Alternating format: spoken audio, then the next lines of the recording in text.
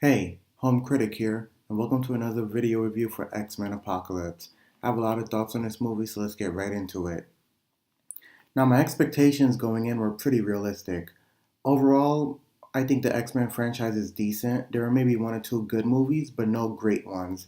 And I was really hoping that X-Men Apocalypse would be the first one to really knock it out the park. Because I think the X-Men characters and the storylines are very good, and I think they could actually beat a lot of the other comic book movies that are out here today. But unfortunately, the big screen adaptations never really kind of hit the mark, and I would say the same for this one.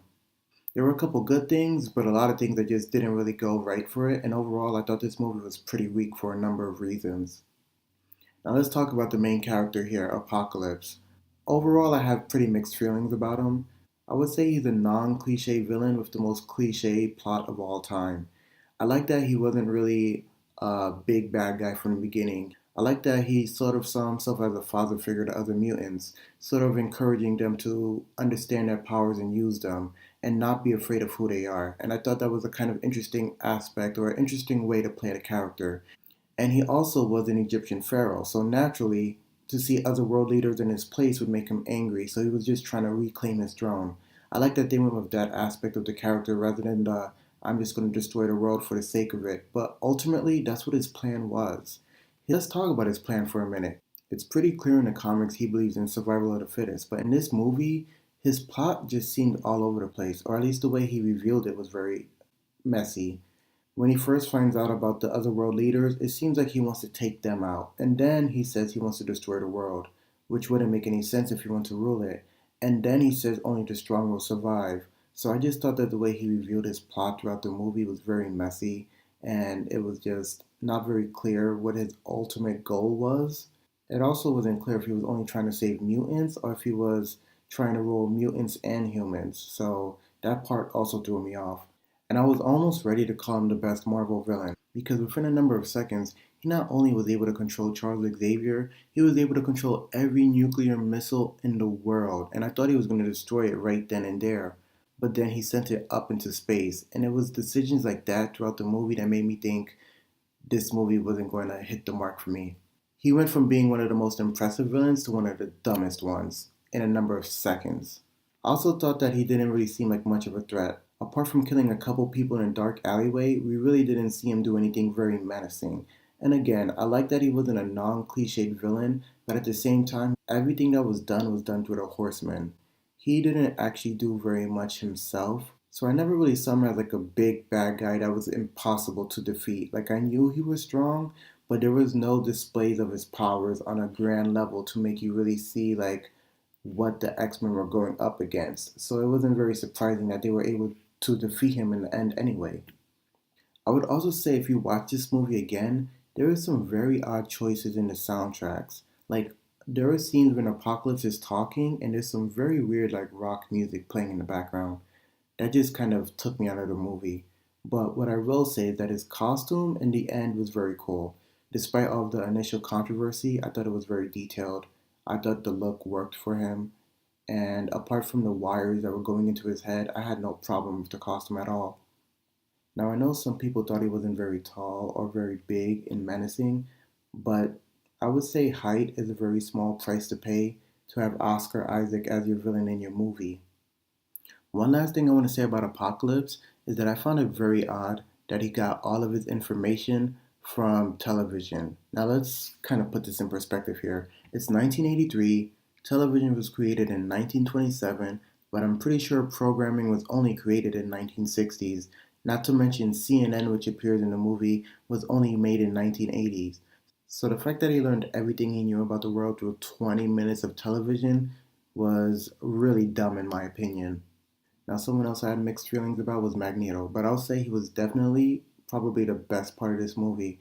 I think everyone's going to resonate with that scene in the forest where his family gets killed, and I think that was easily the emotional highlight of this movie. And that scene just kind of stuck with me. And it was very easy to understand why Magneto would hate humans and he would turn towards Apocalypse and become one of his horsemen. Though I will say that was quite a shot. I mean, I don't think he would have been able to make that shot on purpose, let alone by accident. So that was a very unfortunate mistake. Now, while I did like Magneto in that scene, I didn't really like his performance in the rest of the movie. Once he joins Apocalypse, he has this sort of blank expression on his face, and I don't know if it's because he's numb to like what's going on around him, but it just wasn't a very smart choice as far as acting goes because he didn't really display nothing there.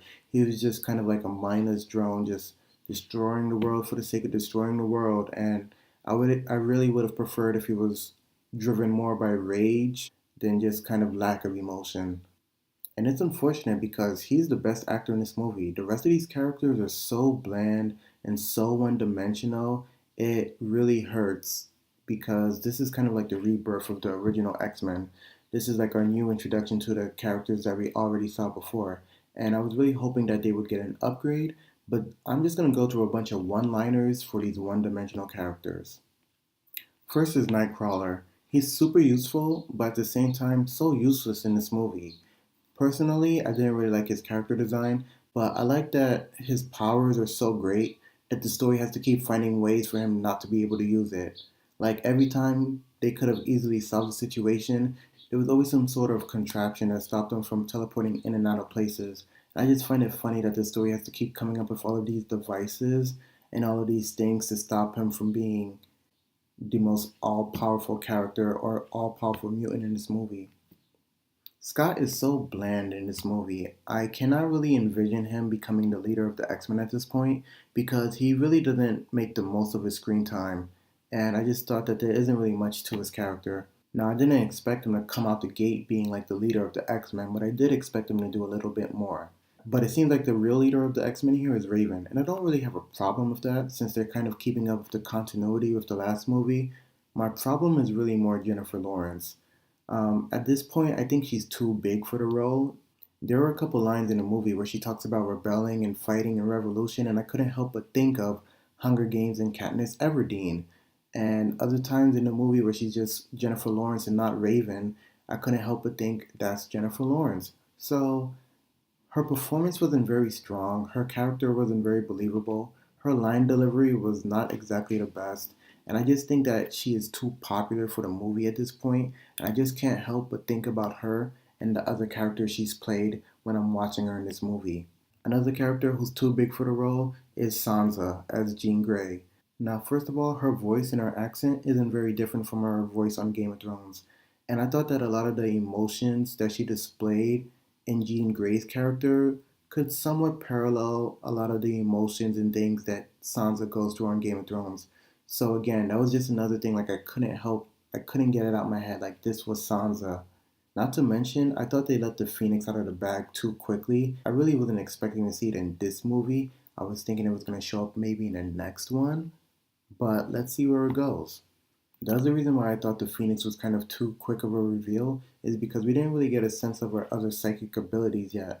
Like, we know she can kind of read minds, and we know that she can do telepathy, but we didn't really see much evidence of it. So the fact that the first time we really see her use her powers, she's the Phoenix, kind of made me seem like it was rushed. Also, I'm not even gonna really get into the fact that she's stronger than Charles Xavier at this point. That was so ridiculous. I don't even want to waste any time on that. Now let's go back to Raven's biggest fan, which is Storm. I was extremely disappointed by her character. I mean, yeah, she has an accent. I wouldn't even say it's the same accent throughout the whole movie, but whatever. The fact that her character is simply defined by liking Raven to the point that she's able to betray Apocalypse because of it, I thought that was just super weak. And her character had like no depth to her, and overall, just another disappointment. She had nothing to do in this movie, and I don't think they did her character any justice. Now let's talk about Quicksilver. I thought they did a better job with him in this movie than in the last one. In the last one, he seemed like a gimmick. He was in there to kind of just deliver a really cool performance, and then he goes home and the X-Men could have still used his help. I like that he actually stuck around this time instead of the character just being written off and going home because he's too OP. I like that he actually gave Apocalypse like a fight. Like he was actually doing some damage to him before he got caught. What I didn't like was that he didn't tell Magneto that he's his son. I thought that it didn't make any sense to keep it a secret. I mean, Magneto had just lost a wife and a daughter. This would have been the perfect time to find out he had a son. This would have been the perfect time to stop him from destroying the world. But for some reason, the character decides to keep it a secret. And I thought that when he was about to die at Apocalypse's hand, That would have been the perfect motivation for Magneto to stop destroying the world and save his son. But for some reason, that just didn't happen. And I don't really know what the writers or the director was thinking. I don't think there's going to be a more effective or a better opportunity to reveal that secret in the future. So I think that was a really big miss. Now, the other horsemen are barely even worth mentioning. I mean, Olivia Munn did what everyone thought she was going to do. Came in, looked hot in her Psylocke costume, but that was pretty much it. She had like very little to do in the movie. And I'm not even going to talk about Angel because his character was just so stupid and so poorly handled. He was just some obnoxious cage fighter. Then he was a drunk. Not to mention the CGI for his rings were terrible. Worst CGI I've seen in a while. And I just don't understand how that's possible in a movie with this budget of this size. This was easily the most boring, anticlimactic, end of the world fight ever. I mean, Magneto and Storm and Psylocke, the way that they were moving around, it was so obvious the wire work that was going on in the background. It's not even worth talking about. Now, a couple other quick points. I didn't think that they made the best use of the 80s. Apart from maybe the Thriller jacket and the Coca Cola reference, which I'm pretty sure is just like product placement, I didn't really feel like this was an 80s movie. And I thought that was just kind of like a waste of opportunity to throw in a bunch of like clear references. And you didn't even really have to do that. You could have just used the awesome soundtrack from the 80s.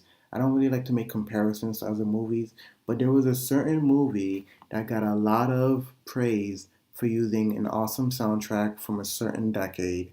Another Marvel movie, to be exact. The fact that they couldn't even do that just goes to show maybe the lack of focus or the lack of direction going into this movie. And I heard that the next one is supposed to be set in the 1990s. I just hope that they do a much better job there because as a 90s baby, I would like to see a movie with a lot of references to my childhood. This movie is also slightly too long and the pace is just really, really slow. And I think that there were a couple scenes in there that were just not needed. Now, I thought the whole scene at Stryker's base was completely useless. It served no purpose other than to just shove Wolverine in this movie. Now, I understand you might want to please the fans. I understand this might be a bit of fan service, but it was so forced and so awkward and so obvious that it just took away from the movie for me. And the fact that they had to shove Wolverine into a movie where he wasn't necessary and he didn't play a part in the plot just goes to show how little faith maybe the directors have in this movie or have in this franchise. Like, I'm starting to question whether or not we can actually get an X-Men movie without Wolverine in it at this point because they feel the need to just shove him into every movie to make money. Now, after that huge plane explosion and after Quicksilver saves everyone, what if Charles Xavier's message to the world happened then? Jean Grey would find out that he was in Egypt, and then they would just leave from the school to Egypt directly. Because if we did that, we wouldn't change anything from the movie. That scene literally does nothing for the movie except give us a little bit of Wolverine. I just hope in the future that the X-Men movies have the confidence to do a movie without Hugh Jackman in it because they can't just keep relying on him to get people into the seats. So those are my thoughts on the movie. I thought it was very weak overall. The writing and the script was just not very strong to begin with, which led to mediocre performances, one-dimensional characters. The pacing was slow. The movie was too long. And at times, I actually thought the movie was too violent. Like, it was really pushing the PG-13 rating. In the end, this movie is just weak. It's just very, very weak and very forgettable. In fact, I was having a hard time even trying to remember what happened and what points I wanted to make because, like, as soon as I saw the movie, I started forgetting what happened. Nothing really stuck with me. There were no moments. And I don't ever want to see this movie again, and I really don't care for the next X-Men movie either because at this point, unless they make a very big change, I think that the X-Men franchise is just going to continue to be, for the most part, decent but forgettable. And it'll have entertainment value, but it just won't ever be great or worth revisiting. What did you think about X-Men Apocalypse? Did it work for you? If so, I'm glad. Let me know what you liked about it. If not, let me know what you didn't like in the comments down below. Be sure to give this video a like and also share it on Twitter and Facebook with your friends. And be sure to subscribe to this channel because I'll be making more movie reviews in the future. Thanks for watching. Until next time. I wonder how many more times Magneto is going to just switch sides in a movie. Magneto, we need you to be good in this movie.